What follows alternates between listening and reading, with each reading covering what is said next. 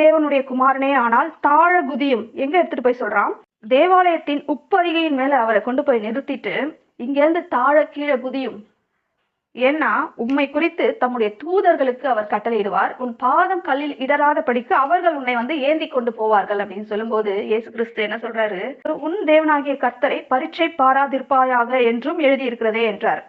நீ வழியில போகும்போது எதுவும் உன்னை சேதப்படுத்தாத படிக்கு, எந்த கல்லு மேலேயும் நீ இடறி கீழே விழாத படிக்கு தூதர்கள் உன்னை ஏந்தி கொண்டு போவார்கள் தான் சொல்லப்பட்டிருக்கே தவிர, நீ வேணும்னே போய் அந்த மலை மேல இருந்து நின்று கீழே குதி, பில்டிங் மேல இருந்து நின்று கீழே குதி, நான் அப்போ என்னுடைய தூதர்களை அனுப்பி உன்னை ஏந்தி கொண்டு போவேன் அப்படின்னு சொல்லி என்னைக்குமே அவர் சொன்னது கிடையாது.